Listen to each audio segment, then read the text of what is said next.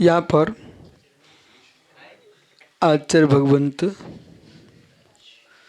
सोमदेव सूरी ग्रंथ वाक्य युवराज बनने योग्य अयोग्य व्यक्ति की बात कर रहे हैं। सुजाति होने पर भी संस्कारहीन है, वो युवराज बनने के लायक नहीं है। पीठ पर वो बैठे जो पीठ की शोभा के साथ प्रजा की शोभा बने। सिंहासन आरूढ़ होकर के सिंहासन की शोभा न बने, सिंहासन की शोभा के साथ राष्ट्र की शोभा बने। धर्म पीठ पे तुम बैठे आचार्य, सिंहासन की शोभा न बने, शिष्यों के ज्ञान विज्ञान की शोभा बने और चरणानुयोग की पद्धति सदृश हो। पंडित जी का उद्देश्य बोला नहीं, उनका विकल्प है सदृश हो।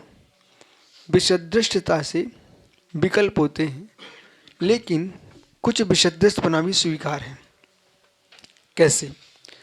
सर्वथा तुम सदृश लगा दोगे इसमें चरणानुयोग में, तो तीर्थंकर शासन सदृश नहीं बना पाया, आप क्या बना पाएंगे? भगवान महावीर स्वामी के शिष्यों को, आदिनाथ के शिष्यों को पूर्ण प्रतिग्रहण करना चाहिए, लेकिन अजितनाथ से लेकर पारसनाथ के शिष्यों को पूर्ण प्रतिग्रहण करने का आदेश नहीं है। जितना दोष है उतना प्रतिग्रहण कर लें, आप शुद्ध हो जाएंगे। लेकिन वर्धमान के और आदिनाथ के शिष्यों में एक में वक्रता है, एक में अति सरलता है। आगम कह रहा है आदिनाथ के शिष्य अति सरल थे, सरलता में दोष करते थे। महावीर के शिष्यों को आप देख ही रहे हो, सब कुछ छुड़ाने के बाद भी आदमी क्या कर बैठता है। ये वक्र है, इनको पूरा प्रतिग्रहण करना चाहिए। आगे चलते हैं। 13 प्रकार का चारित्र, 13 प्रकार का चारित्र जो कथन किया गया है, उसमें भी तीर्थंकरों के शासन में भेद है। ठीक है, पुनः चलते हैं। छेदोपस्थापना संयम तीर्थंकरों का नहीं होता, उनका सामयिक संयम ही होता है। सामयिक संयम की व्याख्या करते भगवान, छेदोपस्थापना की व्याख्या नहीं करते, तो पंचम काल में संयम का नाश हो जाता। उत्सर्ग मार्ग, अपवाद मार्ग, प्रवचन सारजी में चरणानुयोग तुलिका में लिखा है, उत्सर्ग पर चलने वाला भ्रष्ट हो जाएगा, अपवाद में जाएगा तो चारित्र का नाश ही है, भ्रष्ट ही है वो तो। इसलिए आपको मध्य में रहना चाहिए, उत्सर्ग अपवाद दोनों को लेकर चलना चाहिए। पुनः चलते हैं। सदृशचर्या आप कराएंगे तो असंयम फैल जाएगा या असमाधि हो जाएगी। या तो असमाधि कराओगे, असंयम फैलाओगे। अब सुनते जाइए। भक्ष हो, सब प्रतिष्ठित अप्रतिष्ठित का विवेक होना चाहिए,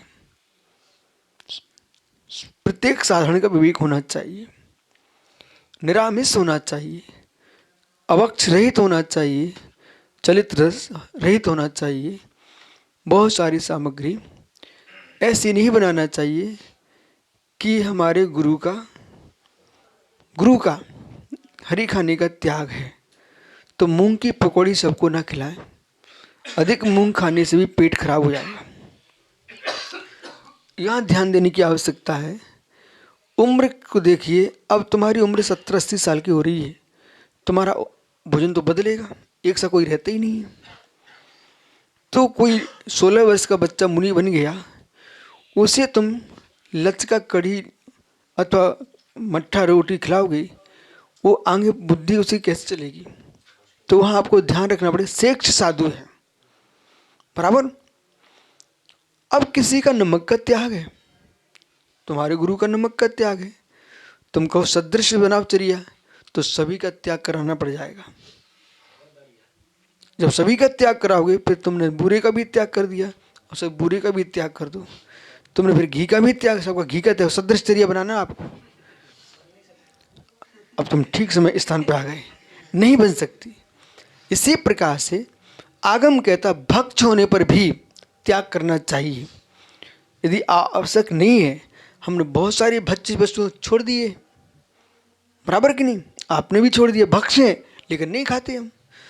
तो हम नहीं खाते चावल, इसका मतलब चावल अभक्ष नहीं है। सही है?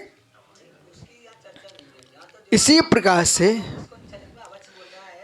आइए, अब देखो अभी आपका समय बोलने का नहीं है, अब तुम्हारा समय गया, अभी सुनने का समय है। इसी प्रकार से पंडित जी क्या है, आपको द्रव्य क्षेत्र काल भाव को देखते हुए और उन्हें समझाना चाहिए। समझे तो अच्छी बात है, नहीं समझे तो अच्छी बात है। ठीक है? तो राजगद्दी पर जो बैठ रहा है उसे इंद्रिय जयी भी होना पड़ेगा। इंद्रिय जयी नहीं होगा तो राज्य संचालन नहीं कर सकता। जितने राज भ्रष्ट हुए हैं इंद्रिय जयी पने के अभाव में हुए हैं। सुधा संतोष व्रत का पालक राजा इंद्रिय जयी कहलाता है। ठीक है? राज्य करते हुए भी संयमित जीवन जीना चाहिए और नीति रीति का ज्ञान होना चाहिए। इसलिए न दुर्विनीत प्रजानाम विनाश परो उत्पाता।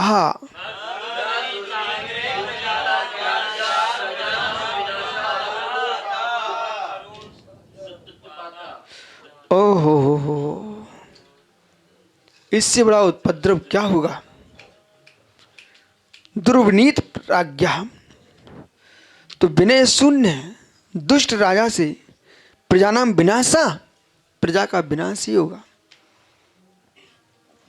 प्रजा का विनाश होगा। राज्य पे ऊपर टिकी है जनता बेचारी। कहीं प्रजातंत्र चल रहा है, नए नए कानून स्थापित करोगे, प्रजा त्राहिमाम त्राहिमाम हो जाएगी। पालन नहीं करेंगे तो तुम पुलिस से डंडे पड़वाओगे और जेल में डलवा दोगे। प्रजा त्राहिमाम हो जाएगी। प्रजातंत्र है, प्रजातंत्र है, अगले तंत्र में तुम्हारा समापन है। इंदिरा गांधी ने प्रज्ञाशाली अति की थी, दोबारा आ नहीं पाई। सुब्रत सर आप छोटे होंगे, हम छोटे थे, मैं सब देखता रहता है। बड़े बड़े बुजुर्ग लोग कमरों में छुपे थे, इंदिरा गांधी पकड़ पकड़े नसबंदी करा रही थी। ठीक है? कुछ लोग पकड़े गए, वे करा के भी आ गए, लेकिन जो नहीं पकड़े वो छुप गए बेचारे, जबरदस्ती करवा रही थी। ठीक है ना? पर घोर आश्चर्य है, जिनके बहुत सारे वहां कुछ नहीं करा रही थी। ठीक है? सवर्णियों पर अत्याचार कर रही थी वो तो परिणाम ही निकला, अगले चुनाव में हार गई। तो दुष्ट राजा का निग्रह होता है। राजा को राजनीति पढ़ना चाहिए। वर्तमान के संपूर्ण नेताओं को नीति वाक्य अमृत का अध्ययन करना चाहिए गंभीर रूप से। तो दुष्ट राजा प्रजा का विनाशक होता है, उससे बड़ा कोई उपद्रव नहीं है। कोरोना के काल में जो लॉकडाउन था, ठीक है, दृष्टि अच्छी थी कि भाई आप सुरक्षित रहें, कोई गलत काम नहीं था। परंतु जो निग्रह करने की शैली थी, चीन में तो सीधे डायरेक्ट गोलियों से मारे लोगों को, त्राहिमाम त्राहिमाम। एक कौन सा देश है वहाँ तो 2-3 केस आए, उसने तुरंत अपने हाथ से गोली मार दी। ठीक है? मतलब जीने का भी मौका नहीं दिया, उपचार का भी मौका नहीं दिया, बोले हटाओ इनको।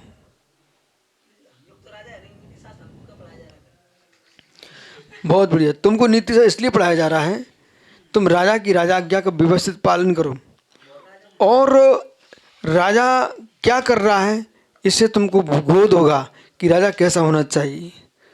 भविष्य में तुम्हें कहीं राज्य पद मिल गया धोखे से, और घर के राजा नहीं हो क्या आप अपने बच्चों के राजा नहीं हो क्या, पत्नी के राजा नहीं हो क्या, उसके साथ दुर्व्यवहार नहीं होना चाहिए। ठीक है? इतने सारे शिष्य बैठे हैं, इनके राजा नहीं क्या आचार, प्रमाण दूं क्या आपको? और निज आत्मा के राजा नहीं हो के सम्राट। इसलिए पंडित जी देखो, तीरेण खगड़ाए रुत्तारी मोह से श्रीडिव हो आरी रायु पसियो परवाली बब्जी लो। वीरसेन स्वामी कह रहे हैं आचार्य को राजा लिखा, राजा। इसलिए यहां त्रायमान नहीं है, आप यही तो रहस्य नहीं समझ रहे हो। और जिनका स्वभाव त्रायमान होने के ही हो जाए, उन्हें तो राजा क्या भगवान के शासन में तुम सुखी नहीं रह सकते हो। ओम नमः देव्या। भगवत देवसेन स्वामी आलापति